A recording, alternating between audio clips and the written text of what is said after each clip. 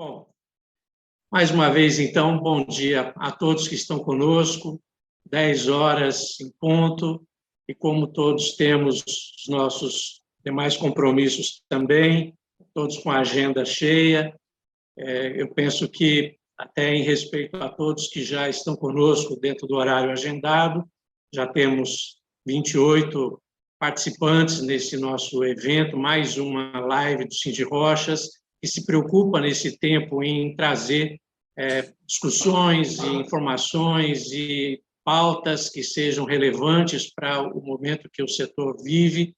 Então, eu creio que a gente pode iniciar no horário e peço ao presidente Ed, então, para fazer a sua saudação e trazer a sua palavra inicial aí a todos nós. Mais uma vez, bom dia a todos. Uma alegria, uma satisfação recebê-los e poder estar aí através do Dr. Henrique, que muito bem conduzirá essa reunião, para poder trazer esclarecimento, capacitação, orientação para que todas as empresas possam estar aí se adequando, estar atento a todas essas normativas aí, a esses cuidados para que a gente possa fazer o melhor entendimento nesse sentido. Então, desejo a todos aí uma excelente palestra. Peço desculpa de não poder participar, estou apenas dando as solicitações de boas-vindas e que todos aí tenham um ótimo dia, um bom final de semana a todos. Tá bom? Um abraço, estamos juntos. Obrigado, presidente Ed, pela palavra, pela disponibilidade de estar com a gente e demonstrando toda a importância dessas temáticas de relações de trabalho, que são, em última análise, a razão de existir de uma entidade sindical. E, no caso das entidades patronais, tem muitas outras demandas que não só a área trabalhista, mas o sindicato, a sua existência é em função exatamente das relações de trabalho, né? E por isso nós estamos aqui. Então, nós, como o presidente Ed coloca, nós estamos dentro de um contexto diferente, como todos nós sabemos, e que, inclusive, nos permite situações como essas que nós vivenciamos agora, em que, em outro contexto, estaríamos todos em uma sala, aqueles que não pudessem se deslocar, eventualmente, só teriam acesso às informações pelos registros em foto, em vídeo de eventos, e agora não. Agora nós temos, efetivamente, a possibilidade de que eventos como esse a gente possa fazer de forma remota, à distância. E é exatamente dentro desse contexto que nós iniciamos essa nossa live, social, Saúde e Segurança do Trabalho, SST, para o grupo 2, sua empresa está preparada? Vejam, nós vivenciamos hoje em dia, como todos já sabem, um verdadeiro Big Brother. Parece que já há alguns anos nós estamos nos acostumando a reality shows em que nós nos envolvemos com o que os outros estão fazendo, como pensam, como agem, suas preferências, onde estão, e isso acaba permeando a nossa vida, onde, por exemplo, as redes sociais são também usadas para isso. Nesse ponto, nós vivemos realmente uma virada em relação a tudo que vivemos até aqui, isso como humanidade, a partir exatamente do controle de todas as ações e acesso por meios de tecnologia de informação e comunicação, nós vivenciamos realidades assim e que não são diferentes nas relações de trabalho, onde, como todos já sabem, cada um de vocês que nos dão a honra de participar conosco nesse momento, o E-Social é exatamente esse grande Big Brother em que os participantes somos todos nós, que temos intervenção nas relações de trabalho, qualquer que seja a nossa parcela como ator nesse contexto, empregados, empregadores, prestadores de serviço, entidades, quer sejam públicas ou privadas, e o governo como o grande olho que fica, então, acompanhando cada vez mais de perto, praticamente já em tempo real, tudo aquilo que nós fazemos, tudo aquilo que ocorre nas relações de trabalho. O mundo mudou.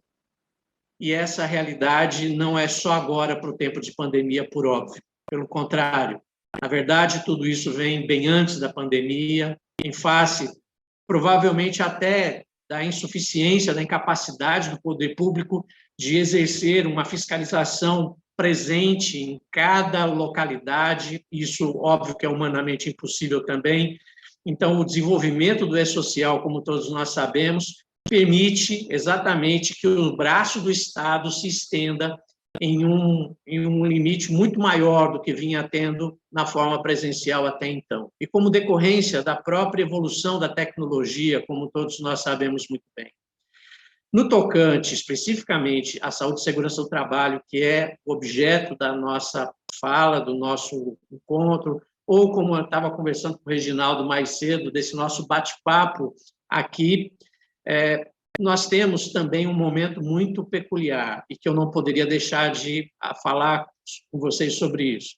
Como vocês sabem muito bem, até 1999, as normas regulamentadoras, que são a base na estrutura de normatização da saúde e segurança do trabalho, regulamentação ao artigo 200 da CLT, até 1999, elas eram produzidas de forma unilateral pelo governo federal, através do, então, Ministério do Trabalho.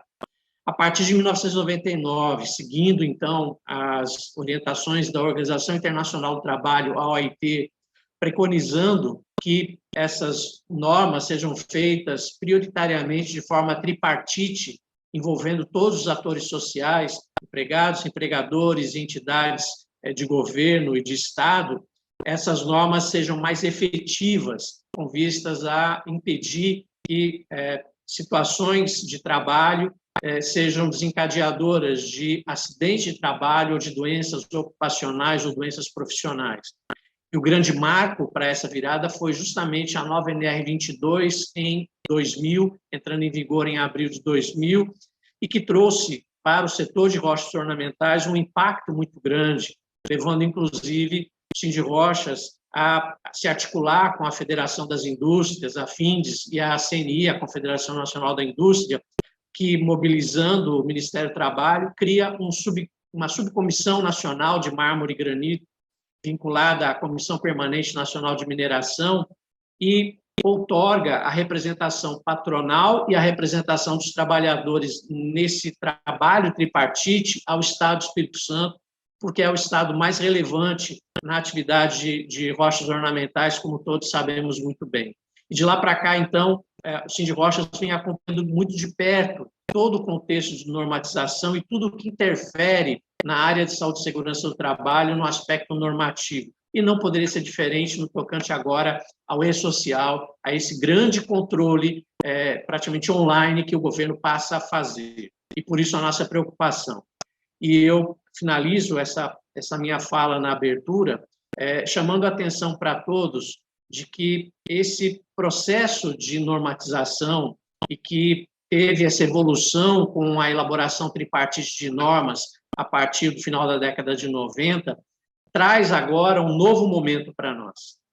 Creio que todos estão acompanhando, nós estamos vivenciando hoje uma nova mudança no conjunto normativo de saúde e segurança do trabalho, em termos de normas objetivas, em termos de obrigações principais, contando com um processo de revisão amplo das normas regulamentadoras das NRs, que já se iniciou e vai ter, então, uma implementação ainda maior também para os próximos meses, já início de 2022, com principalmente a vigência da nova NR1, trazendo uma disposição completamente diferente do que tínhamos até aqui, não só trazendo uma disposição de consolidação entre as NRs, mas um novo direcionamento, por exemplo, prevendo agora o gerenciamento de riscos ocupacionais com novas obrigações.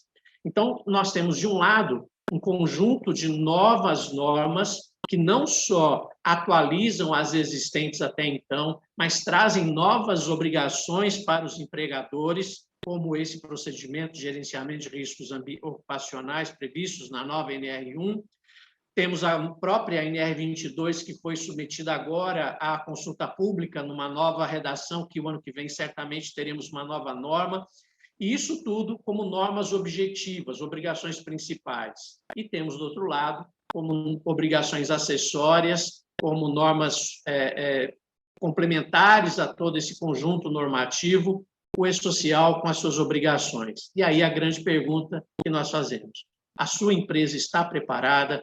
Você, prestador de serviço, está preparado? Essa é a nossa preocupação, e contando com isso, então, dentro de um aspecto efetivamente muito técnico que a matéria exige, nós agradecemos mais uma vez a possibilidade de contar com a presença do Reginaldo Alves Passos, que é analista de sistemas, MBA em gestão empresarial, gestor do IFA na área da saúde ocupacional, especialista em E-Social para a saúde e segurança do trabalho. E eu passo a palavra agora para você, Reginaldo, para poder, então, compartilhar com a gente essa vertente entre o E-Social, saúde e segurança do trabalho, e o seu impacto dentro da realidade do setor de rochas ornamentais para o presente momento. E após a fala do Reginaldo, nós também queremos e precisamos abrir oportunidade para que você que participa conosco possa também interagir, trazer suas perguntas, seus questionamentos, e tanto o Reginaldo como eu, naquilo que possamos contribuir. O objetivo é que você tenha o maior volume de informações possíveis para que, então, todos estejamos preparados para esse momento. Reginaldo. Tá ok. Bom dia, obrigado aí pela apresentação. Já aproveito aqui para agradecer, tá, doutor? Em nome do hospital, né, da presidência, né, e a parceria aí com o Cid Rocha no contante de compartilhamento de informação. Né, estamos aqui, como dizem, né, não sabemos nem mais nem menos, estamos aqui para aprender juntos. E o objetivo principal, né, o contato do Cid Rochas, né, há um mês atrás, foi exatamente a incidência de dúvidas, né, relacionado a quem tem que enviar, se realmente eu tenho que enviar esse grupo 2, né, o que é isso? Algumas empresas ainda têm realmente essas dúvidas, né? Bom, eu começo, né, explanando um pouquinho sobre esses eventos da área de saúde e segurança do trabalho, né? Então, quando se fala em E-Social, ele já está presente na vida das empresas, né, aí do ramo de mármore e granito desde 2018, na área de RH. Então, por exemplo, quando você faz um admissional, quando tem algum evento ali relacionado à folha de pagamento, tudo isso, né, já vem sido trabalhado, né, já está sendo enviado para o governo. Então, até aí não tem, né, novidade nenhuma, o E-Social ele já entrou, ele já está na vida das empresas, o departamento pessoal já sabe trabalhar com isso, já se adaptou, né? Há um tempo atrás, a pessoa, cadê a carteira de trabalho? Hoje a carteira de trabalho ela é online, né? Então não tem mais aquela situação do funcionário não levar a carteira. Então isso foi algo que em 2014 tinha uma grande dúvida se realmente entraria e que ele chegou, né? Foi se adaptando, o RH foi fazendo as suas adequações, o departamento pessoal também, e hoje o E-Social roda, né, com muitos eventos aí relacionados a RH, a contabilidade. Bom, pois bem, na área de saúde e segurança, desde 2014, desde 2018, já era para ter entrado também. Porém, a nossa área é extremamente complexa. Né? Quando eu falo complexa, é no sentido real da palavra.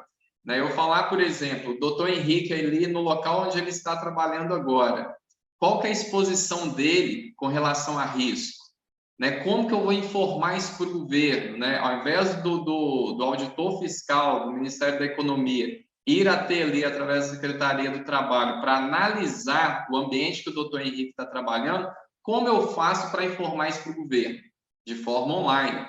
O doutor colocou muito bem sobre o Big Brother, né? Um exemplo fácil, né, didático aí para todos nós, e não é diferente na saúde e segurança do trabalho. Então, esses eventos, né, o que possibilitou que os eventos de saúde e segurança do trabalho entrassem no mês passado para as empresas do Grupo 1? O governo, esse ano, ele simplificou o E-Social no tocante saúde e segurança do trabalho. Então, nós tínhamos ali uns 8 eventos, né, no início do E-Social para poder informar, e hoje nós temos apenas 3.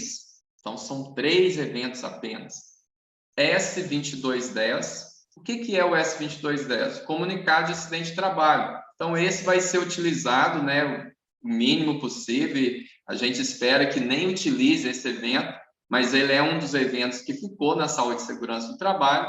O evento 2220, S2220, que basicamente, né, eu faço a analogia dele com o ASO, né? Então, a ASO todo mundo conhece, sabe o que é o atestado de saúde ocupacional. Então, o conteúdo ali do S2220 basicamente é o ASO, com algumas informações do PCMSO, alguma coisa ali até do futuro PGR, do PPRA, mas basicamente, sendo bem didático, ele é o ASO. E o 2240, que são, né, o S2240, que são as condições do ambiente. Né? Então, ele é um resumo ali, uma junção de fragmentos de informação do LTCAT, do PPRA, ou PGR, e alguma coisa ali também do PCMSO. Então, são apenas 3 eventos, né, que nós iniciamos o envio a partir de 10 de outubro desse ano. E já está funcionando, tá? As empresas do grupo 1, né, que são as que faturaram acima de 78 milhões em 2016, essas já estão funcionando. Né? Eu faço gestão aqui de 5 empresas dessas que já estão com os seus envios ali a todo vapor, né? Já enviando ali os eventos 2220, que são os ASOS que vieram aqui, o 2240, que explica, né, ali para o governo qual a exposição de risco do funcionário. Então, tá bom. A pergunta é o grupo 2, né? Grupo 2, Reginaldo. Como que eu faço para preparar a minha empresa e quando que eu tenho que começar a enviar, né, os meus eventos? O grupo 1 começou agora dia 10 de outubro, o grupo 2 vai começar no ano que vem, né, no dia 10 de janeiro. Então, 10 de janeiro começa a exigência do envio e as empresas têm até o dia 15 de fevereiro de 2022 para enviar esses eventos. Quais eventos? 2210, 2220 e 2240. Alguns desses somente se tiver ocorrência, por exemplo, o acidente, né? Ou se você enviar alguém para fazer o exame clínico, né? Fazer uma mudança de função, um atestado admissional, enfim, os exames ali relacionados à medicina do trabalho. Então, são esses os eventos. O prazo inicia dia 10, eu tenho até dia 15 do mês de fevereiro, e de fevereiro para frente começa a ser subsequente. Até o dia 15 do mês seguinte, eu tenho que enviar as informações do mês anterior. Vai funcionar assim e já está funcionando para o grupo 2. Reginaldo, o que você viu aí de problema com o grupo 1? Né? Tivemos vários ajustes, né? Algumas empresas eu estou ajustando até hoje, situações pequenas, mas que precisam ser saneadas, precisam ser trabalhadas ali no dia a dia. Então, para que as empresas, né, para que os ouvintes que estão aí nos acompanhando, né, possam verificar a empresa deles, se ela está preparada para, a partir de 10 de janeiro, enviar os eventos necessários, ele precisa se atentar a alguns itens. Eu até deixei uma colinha aqui para mim, exatamente para facilitar, para que a gente organize aí as informações. A primeira coisa é como está o cadastro do seu funcionário no seu DP e no seu RH. Essa é a primeira coisa que tem que ser feita. O meu funcionário ele tem que estar com um cadastro muito limpo, ele tem que estar muito saneado, ele tem que estar com a informação coerente. O nome, o CPF, né, o NIS, né, o BIS, a matrícula dele, essas informações mínimas precisam estar muito bem cadastradas dentro do meu sistema de RH, que pode ser interno ou pode ser externo, né, em uma contabilidade que fica fora. Eu acredito que do grupo 2, a maioria, as contabilidades, elas ficam, né, ali do lado, né, em outro local, não ficam dentro da empresa. Mas aquelas empresas que têm uma contabilidade interna, essa, junto com a RH e DP, são responsáveis, né, por essa qualidade da informação. Isso faz muita diferença, né, no E-Social. Fez esse saneamento, é preciso fazer uma conferência entre o que está dentro da sua empresa e o que está na clínica que vai te atender para fazer a parte do e-social. O que é isso, Reginaldo? Eu tenho, por exemplo, Dr. Henrique, né? Ele está cadastrado na minha empresa, função dele, advogado. Qual que é a descrição da atividade dele? Né? Cuidar da parte jurídica da minha empresa. Eu tenho isso aqui dentro da minha empresa, por exemplo, aí no Cindy Rocha, né? Se ele fosse um seletista aí do Cindy Rocha, eu não sei se é só fazendo uma analogia. E qual que é a matrícula dele dentro do Cindy Rocha? A matrícula dele 1, 2, 3, 4. Ok. Essa informação, ela tem que casar com a empresa que vai atender vocês na parte de saúde e segurança do trabalho. Então, o doutor Henrique, função dele, advogado, descrição do que ele faz, X, Y, Z, e a matrícula dele, 1, 2, 3, 4. Essa informação tem que casar com a medicina do trabalho. Observem vocês que até agora nós não fizemos nada de e-social ainda. Tudo isso ainda é algo antes do e-social que sempre deveria ter sido feito dessa forma. O doutor Henrique falou, por exemplo, fazendo um paralelo aqui, da parte do PGR, do GRO, que teve alteração na NR1 e começa, né, a partir de janeiro, né, se não for alterado aí o cronograma do governo. Todos esses itens ali, eles já existem, né? São informações que nós já deveríamos estar trabalhando, mas agora está de uma forma mais ordenada. O governo está sistematizando para conseguir, né, ter essa informação de uma forma mais fácil. Então, fiz a conferência, né, voltando aqui para os eventos, fiz a conferência desses dados entre o meu RH, entre a minha contabilidade e a clínica ocupacional que vai me atender. Qual que é o próximo passo? A clínica faz o atendimento e faz a geração dos arquivos XML. Para quem está ouvindo aí, XML é aquele arquivinho aí para quem trabalha com nota fiscal, aquele arquivo que tem um monte de código todo misturado, aquele é o XML. Né? Então, esse XML, né, é o XML do evento 2210, 2220 e 2240. São esses 3 arquivinhos que a clínica ocupacional tem que gerar para vocês. Então, doutor Henrique Nelson, matrícula 1, 2, 3, 4, empresa Cindy Rocha, tem isso no RH, é o que tem que estar dentro do arquivo do e-social também, que a clínica ocupacional, teoricamente, tem que fazer. Tem alguém com alguma dúvida? Eu estou vendo aqui que tem duas mãozinhas aqui levantadas. Não sei se alguém quer perguntar alguma coisa agora, se quer deixar para o final.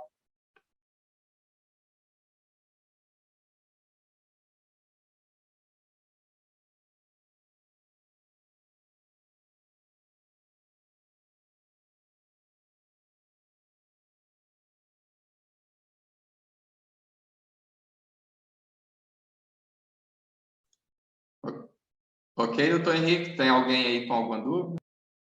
Reginaldo, nós temos aqui uma pergunta da Isadora, perguntando se vocês vão enviar os eventos. Ela quer saber, tudo indica sobre a forma de envio dos eventos. Entendi. A sequência, Isadora, eu vou chegar exatamente nesse ponto aí, né? Então, já está ali no cronograma, né? Aguenta aí 2 minutinhos que já chega nessa fase aí da parte de evento. Isso aí realmente é a dor de 99% das empresas, tá, Isadora? Tá todo mundo arrancando os cabelos querendo saber, e esse evento, né? E esse arquivo? Quem vai enviar? Como que vai ficar? Então, né, dando sequência aqui, nós temos a parte, então, da geração do arquivo. Então, a empresa, né, teoricamente, a que se adequou, que comprou o sistema, na época que tinha que comprar, fez ali toda a adequação dentro da clínica, ela vai conseguir gerar esse arquivo XML. Gerou o arquivo XML, a empresa, né, o empregador, ele tem 2 opções. E agora eu abro um parênteses aqui para dizer o seguinte: quem é responsável pelo envio dos eventos do e-social? O que está escrito lá no MOS? Né? O doutor aí, que é advogado, ele se baseia muito nisso. Aqui na área de segurança também, nós nos baseamos em normativas, em legislação. Né? Não é, o que eu estou falando aqui para vocês não é o pensamento do Reginaldo, não. É baseado em documentação. Então, lá no MOS, o que ele diz? Quem que é responsável por essa informação? O empregador. Então, o dono da empresa é ele que é responsável de informar para o governo tais informações. Então, é ele que vai mandar, né, esses dados para o governo. Porém, ele confia ou na sua contabilidade, ou no seu departamento pessoal, ou nesse caso agora, que é mais recente, na clínica ocupacional. Então, o empregador, né, ele tem uma relação de confiança entre né, essas atividades, e a atividade manda algo em nome dele. Por exemplo, se tiver contador aí presente, eu acredito que tenha, o contador ele tem o certificado digital da empresa. Ele faz os envios em nome da empresa, né? Lá para o governo, para ele, na verdade, quem está mandando é o empregador. Se o dono da empresa é o doutor João, é ele que é responsável ali pelo envio daquelas informações. Por que eu coloquei isso para vocês? A clínica, ela gerou o XML. Qual o conteúdo desse XML? Vamos pegar o 2220, por exemplo, que é o arquivo diário. Ele vai ter ali quem foi o médico que atendeu, né, a tabela 27, que fala quais exames o funcionário fez, os dados do funcionário, a matrícula dele, alguma coisa ali da descrição do que ele faz dentro da empresa. Então, essa informação vai estar ali dentro do arquivo. Quem gerou o arquivo, quem gerou o evento foi a clínica ocupacional. Agora chega numa encruzilhada. Quem vai transmitir esse arquivo para o governo, né? Essa discussão eu tenho desde 2014, 2015, né? As primeiras vezes que eu fui em São Paulo, isso sempre foi levantado. Quem vai fazer a transferência para o governo? E aqui eu digo para vocês o seguinte, nós temos duas possibilidades aí de transferência. A clínica gera o arquivo XML, pega ele, né, como se fosse esse bloquinho aqui, entrega, né, no e-mail, entrega na mão ali do empregador, ou da contabilidade dele, ou do departamento pessoal dele, e esse empregador, essa contabilidade, faz a transferência para o governo.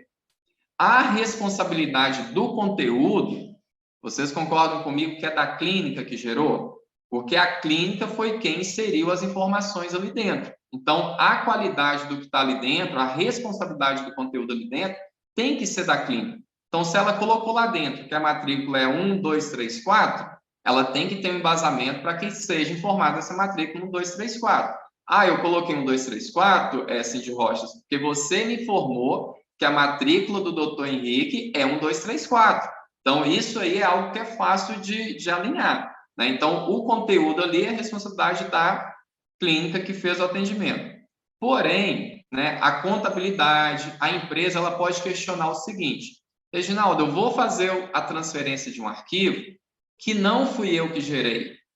Eu vou assinar ali como eu enviando, só que o conteúdo não fui eu que gerei. Como eu vou ficar responsável por esse conteúdo? Aí nós entramos na segunda possibilidade, que é o quê? A clínica que fez o atendimento, ela gera o arquivo XML e também faz o envio para o governo. Então, aí, olha como que já você elimina um setor, né, como um atravessador. Você vai ter a clínica fazendo o atendimento, a clínica gerando o XML e também fazendo a transferência para o governo. Isso tudo o E-Social prevê, está lá no MOS, você consegue fazer isso. Como que a minha clínica, por exemplo, consegue transferir algo em nome do Cid Rochas? Hoje, né, aqui no cartório, né, falando do mundo externo aqui, esquece o E-Social, nós estamos aqui na vida real. Se eu quero delegar, por exemplo, o doutor Henrique, um poder para que ele vá lá na Vivo e faça uma compra de um celular em meu nome e assine por mim, eu dou o que para ele legalmente? Uma procuração, não é isso? O doutor Henrique Nelson vai pegar, vai lá na Vivo e vai ter um telefone em meu nome. Ele vai comprar. Quem que deu esse poder para ele? O Reginaldo. O Reginaldo passou uma procuração, ele foi lá e fez em meu nome. Ótimo. O E-Social possibilita a mesma coisa. A empresa vai liberar uma procuração para a clínica ocupacional fazer a transferência em nome dela dos eventos que são compatíveis a ela, que seria, no caso, S2210 2220 e 2240. Com isso, até uma dúvida, né, que alguns empresários me perguntam: Reginaldo, eu vou passar uma procuração para você. O que você tem direito de fazer com essa procuração? O que a clínica, né, vai fazer com essa procuração? Aí o E-Social pensou nisso também. A procuração, ela é específica apenas para o envio desses 3 eventos. Então, eu costumo dar um exemplo que eu não consigo, por exemplo, ir lá na Vivo e comprar um telefone em nome da empresa que me deu a procuração, como se fosse ela. Eu só consigo enviar os arquivos, né? Então, legalmente, eu não consigo fazer mais nada com essa procuração. Eu consigo comprar um terreno, uma fazenda em nome da empresa, vou ter a assinatura dela? Não, você não consegue. Ele está apenas te dando direito, né, dando direito para a clínica de fazer a transferência desses 3 arquivos. Então, essa hoje são as 2 modalidades, né, de envio, né, de informações para o governo no tocante saúde e segurança do trabalho. A empresa gera o XML e passa para o contador, passa para o DP da empresa e a empresa faz o envio para o governo, ou a própria clínica gera o XML e, através de uma procuração eletrônica, ele faz também o envio para o E-Social, né? Então, aí é a parte técnica, é a parte que está prevista no MOS, é a parte que está prevista lá no manual do E-Social, né? E é o que as clínicas, provavelmente, né, as que se prepararam, né, estão fazendo. Para que a empresa, né, quem está aqui nos ouvindo, né, já passa ali das 60 pessoas, né, que estão ouvindo, né, e que vão replicar aí essa informação, né, para os seus amigos, né, as empresas ali que estão com a mesma dúvida. Como que ela vai saber se está preparada? Né? Quais perguntas são interessantes essa empresa fazer para que ela saiba se em janeiro ela estará preparada para o E-Social? Primeira coisa é procurar o departamento pessoal, o RH, e verificar se foi feito o saneamento das informações junto com a clínica que atende. Eu sou atendido pela clínica A, então tem que verificar se a matrícula do Dr. Henrique 1234 é a mesma que está lá na clínica. Beleza, o departamento fez isso. O que eu tenho que questionar para a minha clínica? Clínica, você já consegue gerar o arquivo XML? O atendimento que você faz aí, você consegue gerar? Existe uma forma de pré-produção que a clínica consegue fazer alguns testes e mandar para o cliente. Então, dependendo aí da clínica que trabalha com vocês, vocês conseguem fazer isso, para alinhar, às vezes, com o sistema do departamento pessoal, da contabilidade, né, e fazer os testes iniciais. A terceira pergunta que pode ser feita é direto para a clínica. Clínica, você consegue enviar isso para mim? Eu não quero que a contabilidade envie, eu não tenho estrutura aqui no meu departamento pessoal. Você tem ferramenta para enviar essa informação direto para o governo? Então, respondendo essas perguntas, vocês vão estar, sim, preparados para poder atender aquela exigência que o governo está pedindo, né, de envio até o dia 15 de fevereiro, né? Claro que aqui eu estou falando de uma forma mais técnica, tentei ser o mais didático possível, não estou falando aqui, por exemplo, de valores, né? Tem situações aí, quem vai pagar pela festa, né? Eu sempre falo isso direto com o cliente, eu converso com ele. Alguém tem que pagar pela festa, né? Às vezes é uma festa muito boa, festa, né, regada ali com muitas bebidas, camarão e tudo mais. Quem pagou pela festa? Então, alguém vai ter que pagar a conta. O empregador, a contabilidade, a clínica de saúde e segurança, né? Essa parte aí é um alinhamento, né, entre o empregador, a contabilidade e a clínica ocupacional, para ver o que vai atender da melhor forma, né, ali a necessidade da empresa. Então, acho que é isso aí, né? Eu tenho até aqui um modelinho de fluxograma, mas eu acho que não vem o caso colocar, porque ele é bem simples, ele é basicamente isso que eu falei aqui agora. É a geração, né, do arquivo, o saneamento dessa informação, como que está a informação e quem vai fazer, né, a transferência para o governo. A empresa ela tem que estar atenta a isso. Sou eu que vou fazer a transferência? É a contabilidade ou é a clínica ocupacional? Ela tendo isso aí, ela não vai ter dor de cabeça no E-Social lá no mês de fevereiro. Reginaldo, nós temos duas perguntas perguntas aqui, uma do Ulisses, perguntando se existem também empresas de engenharia e segurança do trabalho que trabalham em parceria com as clínicas.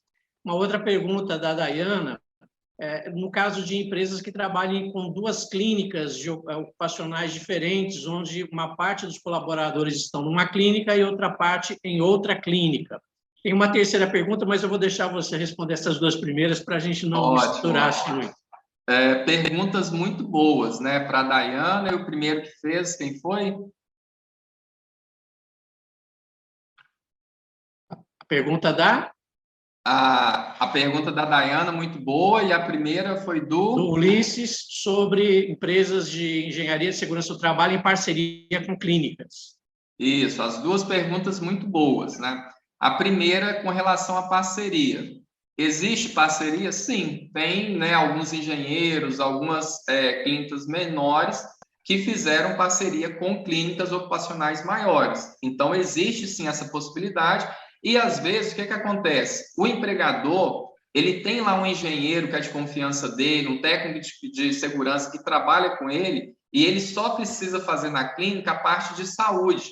Então, tem a possibilidade desse engenheiro, né, fazer ali um combinado com a clínica, e a clínica pegar as informações de segurança, vincular com as de saúde e fazer a transferência, né, ali do atendimento que foi feito. Então, né, uma pergunta muito boa, e é possível sim. Isso é praticado com todas as clínicas? Aí cada uma tem uma política, né? Mas existe essa possibilidade, né, de trabalhar dessa forma. A segunda aí da Dayana, se você olhar, Dayana, lá na NR7, né, vou falar da parte de saúde, o coordenador do PCMSO, ele é único. Então, é um coordenador no território nacional inteiro. Então, vou dar um exemplo prático meu. Eu tenho empresa de Cachoeiro que ela tem filiais em todo o território nacional. Bahia, Belo Horizonte, né? Bahia, Minas, São Paulo, Manaus, enfim. Ela tem filial em todos os lugares. Quem é o coordenador dessa empresa daqui de Cachoeiro? Né? No caso, é a minha clínica. Então, tudo vai ser centralizado nessa clínica. Reginaldo, mas quem fez o atendimento, né, quem vai gerar, vamos dizer assim, o 2220, vai ser a empresa do atendimento lá de Belo Horizonte. O que pode ser feito? Que é o ideal, na minha opinião, como analista. Essa empresa lá, ela é apenas um prestador de serviço para quem é o coordenador. Então, o que eu tenho que fazer? Eu tenho que pegar essa informação, trazer para a clínica que é a coordenadora, e a clínica que é a coordenadora que vai fazer a transferência. Porque esse apoio que ela tem, ela é apenas, né, um executante ali de exames. Esse é o exemplo, né, prático que eu tenho aqui. Se o caso dela for, Reginaldo, eu tenho uma clínica que faz um PCMSO e tem outra clínica de outra unidade que faz outro. Aí já muda de figura. Cada clínica dessas aí vai ter que realmente fazer a transferência. Na prática, Dayana, eu não acho esse tipo, se for esse o seu caso, esse tipo de relacionamento não é muito legal, porque é como se você tivesse duas contabilidades, ou para quem já fez obra em casa aí, trabalhar com dois pedreiros. Rapaz, não é legal. Um vai ficar, né, se estranhando ali com o outro. Então, eu não sei se é o caso dela, eu acredito que seja o primeiro, né? E mais um exemplo para a Dayana, eu sou, por exemplo, prestador de serviço de uma empresa que a coordenação fica em São Paulo. Olha que legal, ela tem várias empresas aqui na região de Cachoeiro, mas a coordenação fica em São Paulo. Eu aqui, o que eu faço? Eu gero o meu XML e mando para essa coordenação para que ela faça a validação e transmita para o governo. Então, tem a possibilidade de fazer isso também. A clínica que só executa, ela vai pegar a informação, ela pode gerar o XML ou mandar os dados para a clínica coordenadora, e a clínica coordenadora é ela que faz o envio para o governo. Sempre bom lembrar disso. Quem é a clínica coordenadora? É essa clínica que, teoricamente, tem que ser responsável ali pelo envio. A Maria Jassanã está perguntando sobre quando será enviado as informações do Grupo 3. Grupo 3. Grupo 3 e Grupo 2, né? Não sei se eu vou te dar uma notícia boa ou ruim. É a mesma coisa. Começa no dia 10 de janeiro, tá? Então, se você é do Grupo 3 e achou que estava tranquilo, que é só o Grupo 2, não. O Grupo 3 na parte de saúde e segurança, ele começa também no dia 10 de janeiro e tem o prazo, né, até 15 de fevereiro para fazer a transferência. Bem provável que ela seja do Simples, né? Acredito que é a turma aí do Simples. Então, entra também, começa em 10 de janeiro. Se não mudar nada até lá, tá, gente? O E-Social, às vezes, ele tem, né, algumas prorrogações, né? Então, se manter o que aconteceu com o grupo 1, grupo 3, grupo 2 e grupo 3, a partir de 10 de janeiro, né, começa aí a obrigatoriedade. O Maurício está pontuando que entendeu essas mudanças efetivamente na área de saúde e segurança do trabalho e querendo saber se as mudanças do RH em si, se já são demandas vigentes. As mudanças em relação a eventos de RH que não de saúde e segurança do trabalho. Os eventos de RH, né, eles já vêm acontecendo desde 2018. Então, esses aí já estão, né, efetivos. Claro que tem alguns que começaram em 2018, mas o grupo, às vezes, começou em 2019. Aí tem que verificar aquela tabelinha do cronograma do E-Social. Eu sou do Simples, talvez ganhou ali 6 meses a mais. Hoje, né, em 2021, né, dia 26/11 de 2021, todas as empresas, né, já têm que alguma coisa ali do RH, alguma coisa não, os eventos de RH, eles já são obrigatórios, já devem estar sendo enviados para o governo. Tanto que a saúde e segurança só entrou depois que todos esses que vêm antes, né, que é o que dá base para a gente, estivessem ok. Por exemplo, né, já que ele tocou em RH, uma observação que é importante fazer. Quando eu falo de saneamento de RH, a informação, por exemplo, eu vou fazer um atendimento. Aquele funcionário ali que eu estou atendendo, ele já tem que estar vinculado lá no RH.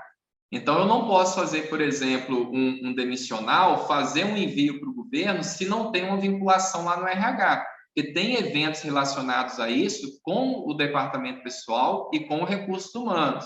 Eu vou fazer uma mudança de função, por exemplo. Eu faço a mudança de função, mas o RH não executou ainda, vai chegar lá em cima no governo, vai dar conflito. Esse alinhamento entre RH e clínica ocupacional tem que ser muito bom, né? Os dois têm que ser assim, ó, parceiros, amigos ali de mãos dadas um do outro, senão pode dar algum problema futuro. A clínica informa, por exemplo, que o doutor Henrique mudou de função, ele saiu de advogado e agora, por exemplo, ele é presidente, ele não é mais advogado, ele é presidente. Eu faço a mudança de função na clínica, mas o RH não informa isso para o governo. Vai chegar lá a matrícula 1, 2, 3, 4, vai dar conflito. Vai falar, opa, o doutor Henrique, ele é o quê? Ele é uma coisa ou é outra? Então, esse alinhamento ele é muito importante, tá? Fazer entre RH e as clínicas. Alcinei, pontuando que você trabalha no IFA, presta serviço ao IFA como uma particularidade, mas se vocês irão enviar as informações dos clientes de vocês. Sim, nós já iniciamos, né, como eu disse no início, nós temos 5 empresas aqui já do Grupo 1, né, e a diferença do Grupo 1 e do Grupo 2 é que o Grupo 1, por serem empresas maiores, elas têm uma contabilidade interna, já possuem um sistema próprio, então o Grupo 1 ele tem uma característica diferente, né, desse envio de XML. 75% das empresas que eu atendo optaram em receber o meu XML, fazer a importação e transferir para o governo. Os 25% que sobraram, eles fizeram integração. O que é integração? O que eu digito aqui no meu sistema, eu não preciso enviar XML, eu não preciso fazer nada. Essa comunicação é feita entre o meu sistema e o sistema da empresa.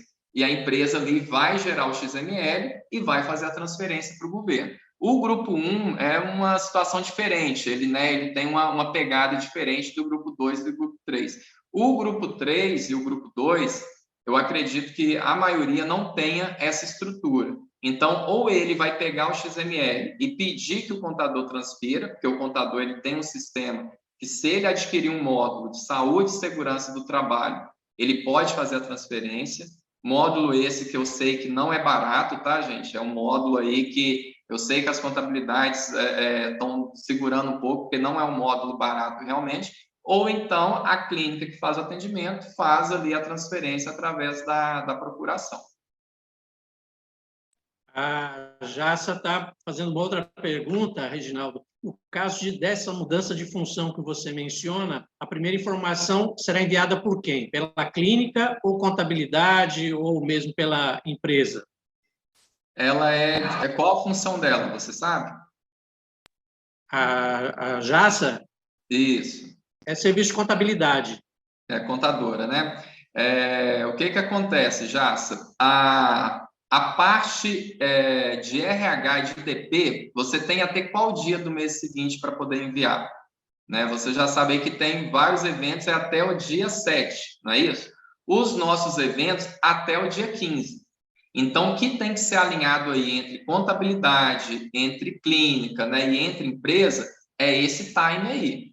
Então, o ideal é o quê? O ideal não, tem que ser feito dessa forma. Você tem que informar que teve, né, a mudança e a clínica efetiva, né, com o envio ali da informação da mudança de função. Então, quando eu mandar o evento relacionado à mudança de função, lá no e-social ele já vai estar esperando isso. Que ele vai ver lá que, tipo assim, mudança de função. Doutor Henrique mudou de advogado para presidente. Ok, eu vou e mando um exame confirmando que ele fez essa mudança. Então, basicamente, né, vai funcionar assim. E isso são eventos que nós já percebemos em um mês. Eu não sei se, de repente, mais futuramente, isso vai mudar. Tá? Mas hoje, né, o que eu vejo lendo lá a parte do S2200, 2220, 2240, o que se entende é isso, né? Que eu não consigo, por exemplo, fazer um S2220 sem ter o S2200. O 2200 é a admissão dentro do DP, dentro do RH. Como que eu vou fazer um exame para o doutor Henrique se o departamento pessoal não incluiu ele ainda no governo? Então, um depende do outro. Basicamente, seria isso. Nós temos manifestações da Daiane, de Elivone, de Maurício, agradecendo aí as respostas. Tem mais alguma outra pergunta, alguma outra observação? Se você quiser, pode utilizar o chat para isso. Nós temos hoje, agora, mais de 60 participantes. Se precisar, eventualmente, eu estou com dificuldade de digitar, fica à vontade, pode abrir seu áudio para você poder se manifestar, se quiser ter essa oportunidade. E eu aproveito essa fala em relação à questão da mudança de função, e complementando a informação do Reginaldo, para dizer que, no aspecto jurídico, essas questões são extremamente relevantes, porque nós teremos agora esse cruzamento de informações, como o Reginaldo está atestando. Ou seja, tudo aquilo que nós temos de organização das relações de trabalho, como são executadas, a documentação e as informações têm que refletir a realidade para que essas informações prestadas no âmbito do e-social sejam, como o Reginaldo colocou, corretamente recebidas pelos órgãos de governo. Principalmente, como o Reginaldo bem destacou, a questão de uma eventual comunicação de acidente de trabalho, onde os riscos enviados e registrados venham estar relacionados com a atividade efetivamente exercida pelo empregado, certo? O Ulisses, colocando mais uma vez aqui no chat, Reginaldo, existe período para ratificar algo digitado errado ou é corrigido no mês seguinte? Ulisses, o que acontece? No manual lá, ele tem toda essa parte, né, desses prazos, né, os prazos que você tem.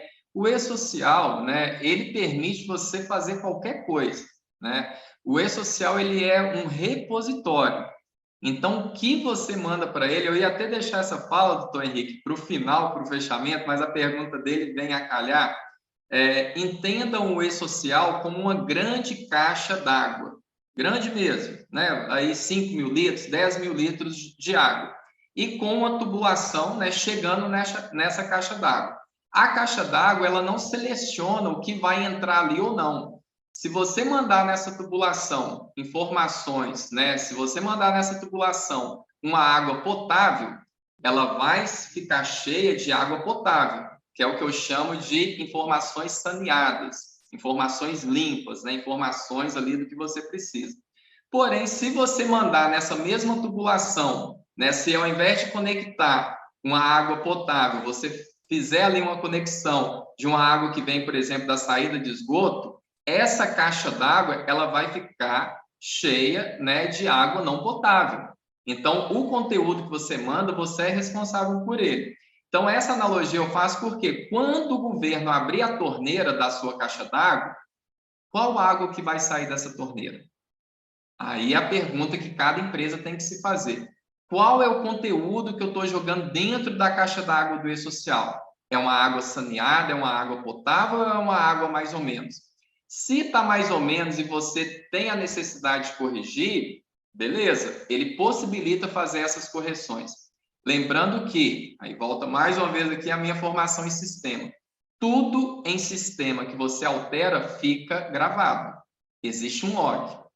Então, a alteração que você fizer ali, foi um erro de digitação, ok. Foi um erro de salário, ok. Você pode ir lá e corrigir. Eu falei que ele tinha um risco, mas ele não tem um risco. Tudo isso você pode fazer as devidas correções e enviar nos prazos ali que é determinado pelo manual. Porém, vai ficar registrado. Então, tomem muito cuidado no primeiro envio. É melhor você ter a certeza que enviou uma informação coerente do que contar com essa parte que o sistema deixa você corrigir. Até porque eu acredito que eles tenham feito ali sinalizadores, eles tenham feito robozinhos que identifiquem aquelas empresas que erram muito, que corrigem muito, entendeu? Porque isso aí pode ser assim, em termos de sistema, ele pode alertar para uma possível fraude, para uma possível situação de informações, né, que você está alterando na empresa. Então, tomem muito cuidado no primeiro envio. Então, tentem enviar ao máximo a informação para não ter a necessidade de alterar. Se for necessário, né, o sistema ele possibilita, né, ele tem ali os prazos para que você faça as devidas correções. Um arquivo ele sobrepõe em cima do outro, na verdade. A Nájila está perguntando como incluir um colaborador sem antes fazer o exame para saber se ele está apto ou não ao trabalho. Essa pergunta ela é muito boa, né? Costumo dizer que essa aí é a história do ovo e da galinha, né? Quem nasceu primeiro?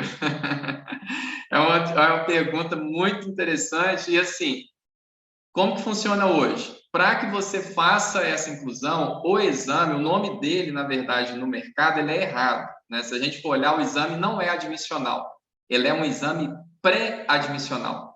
Então, antes de você fazer aí essa inclusão, você tem que verificar se a pessoa está apta ou não. Então, todo RH, né, todo departamento pessoal ali, ele precisa do ASO de apto para depois fazer a inclusão dele ali do S2200. Sem esse exame, ele não consegue fazer, né? Ou então ele vai fazer e corre o risco de fazer a inclusão e depois vem um inapto. Aí, o que você vai fazer? Você já informou para o governo que incluiu a pessoa, aí você vai ter que cancelar aquilo ali, entra no que eu comentei, né? Vai gerar um certo transtorno e isso vai ficar logado lá para você. Se futuramente esse funcionário venha a mover alguma ação contra a empresa, essa informação vai estar lá de alguma forma, né? Ficar muito atento hoje, principalmente com dano moral, né? Com essas coisas todas, né? Vai com um funcionário desse aí, cria uma expectativa, compra uma casa já pensando no salário que ele passou, que ia começar a ganhar, e você vira para ele e fala assim, olha, então, eu te cadastrei, apareceu na sua carteira digital, né? Porque hoje eles têm isso na palma da mão, você fez a inclusão, já aparece na hora lá na carteira digital dele, com salário, com tudo. Ele vai lá e mostra para o colega dele, mostra para todo mundo, fica orgulhoso que já está trabalhando. Aí no dia seguinte você fala assim para ele, então, filho, eu te incluí, mas você não passou pela consulta clínica, o médico deu inapto, eu vou ter que cancelar o que eu fiz.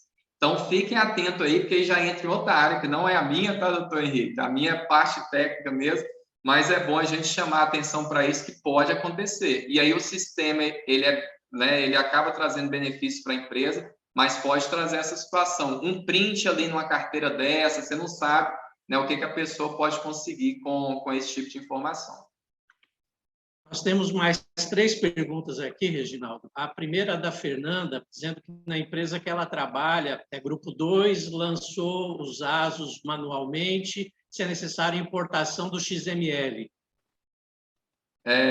ela lançou o ASO manualmente, provavelmente no sistema dela de DP. Não é necessário fazer a importação do XML. Eu importo o XML quando eu não tenho essa informação, né? Ela importar vai tirar um trabalho dela, que foi essa digitação que ela teve que fazer no sistema. Se ela já digitou o ASO no sistema, agora ela tem que fazer o envio para o governo, né? Basicamente, ela vai ter que fazer isso. Não sei se é isso aí realmente que está acontecendo, né? Eu acredito que sim. Ela tem um sistema que tem já o módulo de saúde e segurança, então ela foi lá e imputou as informações. Quem perguntou foi a Nayara, não, a Fernanda, né? Acho que foi a Fernanda. Tem que verificar, Fernanda, nesse input aí, tomar muito cuidado com a informação que você vai colocar. Tabela 27, por exemplo, que é a tabela de exames, tá? Verificar qual exame você está selecionando, né? Às vezes a pessoa foi lá e fez um exame de ácido e púrico, aí você foi lá e colocou ácido metilpúrico.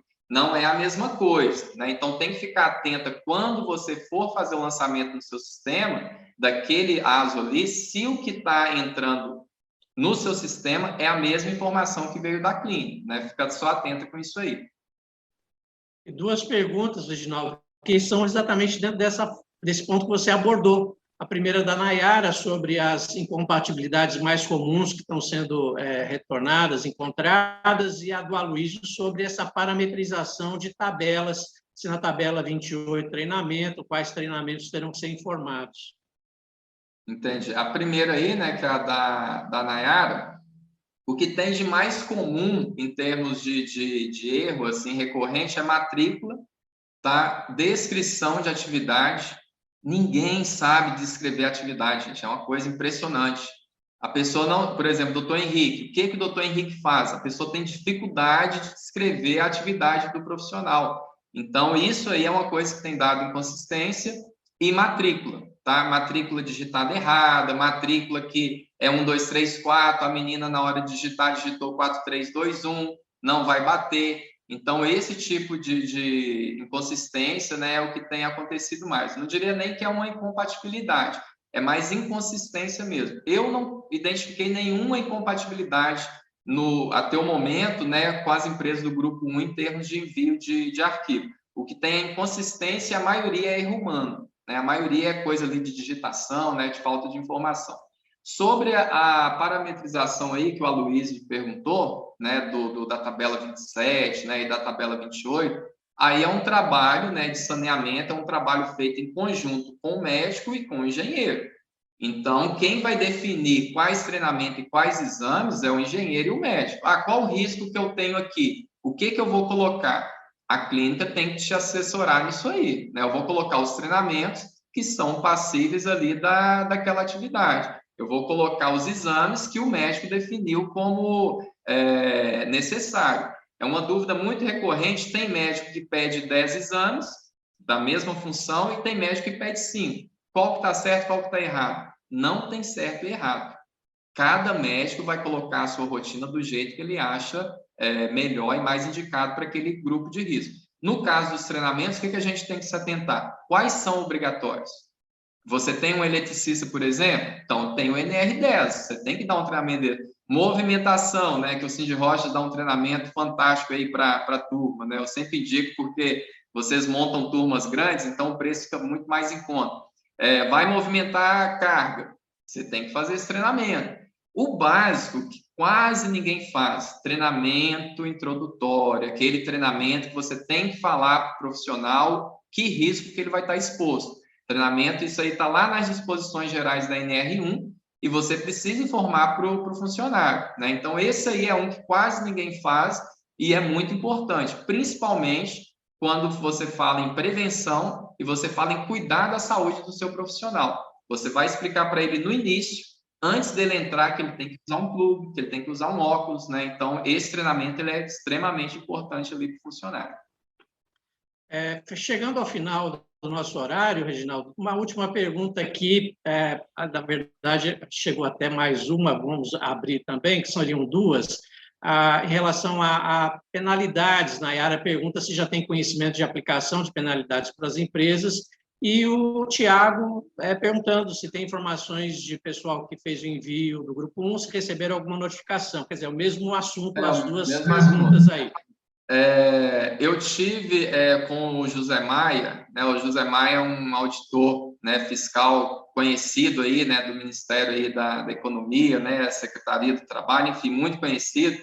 Ele que toca o e-social, eu tive a oportunidade de estar numa live com ele, e o que ele diz com relação a isso? Primeiro, já está chegando notificação? Foi a pergunta, né, até a segunda pergunta que foi a do Thiago. Ainda não, tá, Thiago? Pelo menos as empresas, né, que eu estou trabalhando aqui, ainda não teve notificação. A primeira pergunta referente a multas, né, e complementando também com relação à notificação. O que o Zé Maia fala? O e-social, assim como foi em 2018, nesse primeiro mês, no segundo, é muito pouco provável que ele vá fazer alguma coisa. Por quê? Até mesmo o sistema, ele precisa de adequações. Ele está se ajustando lá com relação ao que está chegando das empresas.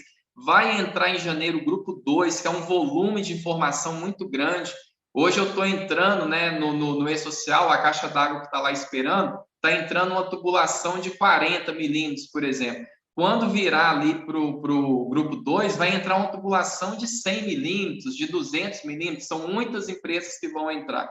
Então, por enquanto, né, isso é uma informação extraoficial. Ele fez um comentário igual estou comentando aqui com vocês, né, como José Maia pessoa, né, não como auditor. Então, ele acha pouco provável que tenha alguma coisa.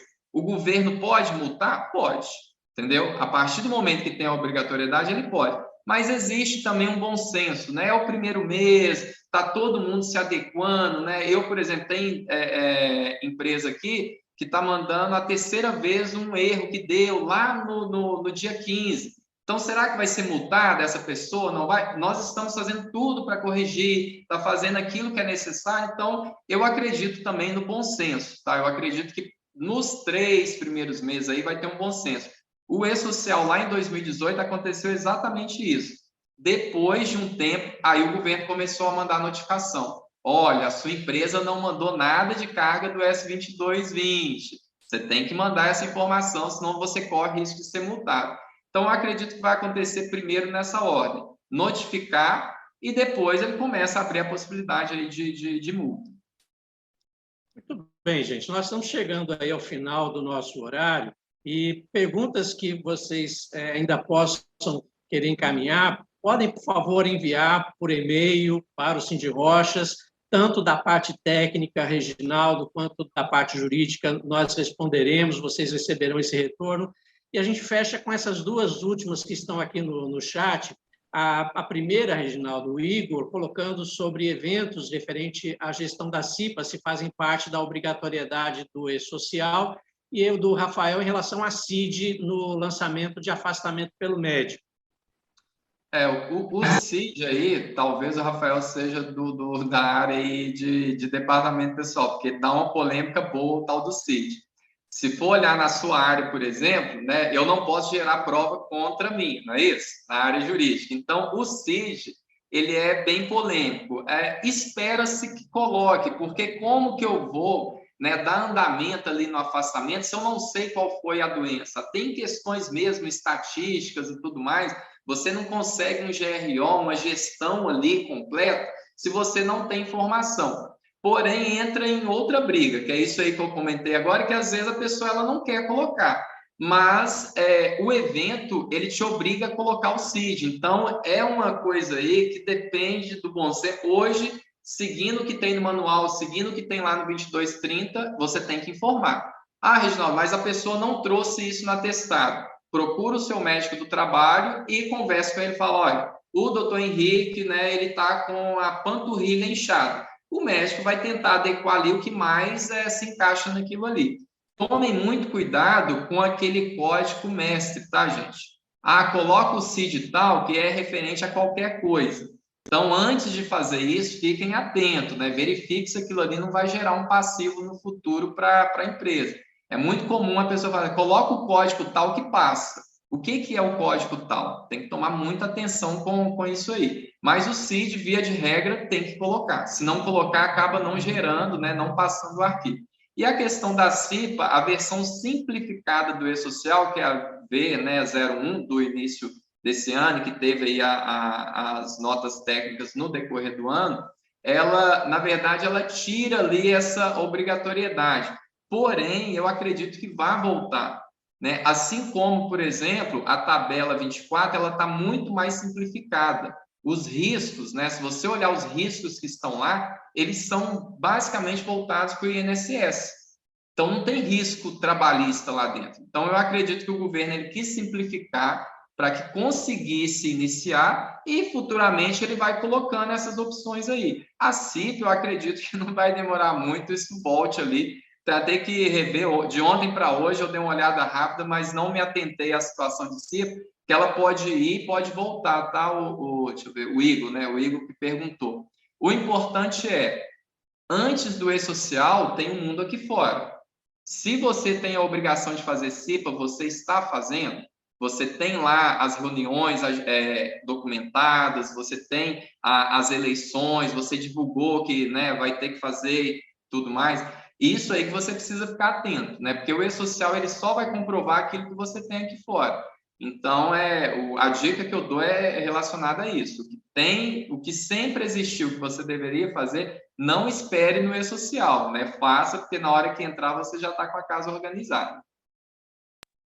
Bem, gente, eu aproveito exatamente essa última fala do Reginaldo para trazer a minha palavra final aí para vocês em relação a esse momento extremamente importante que nós vivemos, de que, efetivamente, que é informado para o governo deve corresponder exatamente à realidade. Ou seja, nós, de vez em quando, ouvimos ainda histórias de auditores fiscais mostrando, por exemplo, práticas de programas que são contratados e que não são executados, de informações que são prestadas que não correspondem à realidade. Isso tudo nós temos que fazer esse ajuste, porque tudo tem que estar efetivamente de acordo com a realidade. E, aliás, esse é um dos princípios do direito do trabalho, o princípio da primazia da realidade. Então, é exatamente isso que nós temos que informar ao governo, com todas as repercussões, e assim como fizemos agora, hoje, o Sindirocha está sempre à disposição de vocês. Se tiverem outras demandas nessa área, encaminhem para o Sindirochas, que, com certeza, nós estaremos sempre nos dispondo a atender vocês dentro das nossas limitações e realidades. Agradeço a cada um de vocês e passo aí para você, Reginaldo, para as suas considerações finais também. Ok, bom, agradecer a todos, né, que entraram, a paciência, né, espero ter agregado aí mais um pouco, fico à disposição também, tá, tanto aqui na clínica, né, o Sindirochas tem os meus contatos aí, né, para esclarecer qualquer dúvida, né, o hospital, ele é muito transparente com relação a isso, tudo que a gente pode fazer em termos de parceria, em termos de estar compartilhando conhecimento, o hospital é muito aberto, né, com relação a isso. E aproveito mais uma vez para agradecer tanto o Sindirocha quanto os participantes, em nome aí de todo o hospital, né, da presidência, superintendência, e dizer que para a gente, né, é um prazer poder estar compartilhando aí um pouquinho e reforçando, né, que o hospital na cidade, né, hoje ele vem com alguns trabalhos ali mais recentes, né, ele deixou de ser apenas infantil, e a parte ocupacional é uma dessas, né? E tudo que é feito ali é em prol da sociedade. Esse trabalho aqui que eu estou fazendo junto com vocês, o objetivo é estar trazendo ali uma qualidade melhor de vida, estar trazendo aí para vocês que o importante mesmo na saúde e segurança do trabalho é a prevenção. Nós estamos falando aqui de algo que é intangível, que é a saúde dos seus colaboradores. Então, quando o governo traz isso, ao invés de ver apenas obrigação, eu vejo ali que ele está tentando fazer com que as empresas elas cuidem melhor, né, dos seus colaboradores. Um colaborador saudável, ele vai te dar muito menos dor de cabeça e você, né, vai ter uma empresa ali muito mais saudável, né, porque todo CNPJ ele é formado por CPFs, né, são as pessoas que fazem a empresa. Então, assim, nós acreditamos muito nisso e espero aí ter agregado um pouco, né, aí aos participantes, aos Sindirochas, né, em termos aí dessa dúvida, né, e desse social que é algo aí tão latente, né, e tão presente aí na vida das empresas. Valeu, gente. Muito obrigado a todos. Um bom dia. Saúde para todos e muito cuidado, porque a pandemia não passou. Temos que todos nos cuidar. Saúde para todos. Felicidade. Um abraço grande para todos.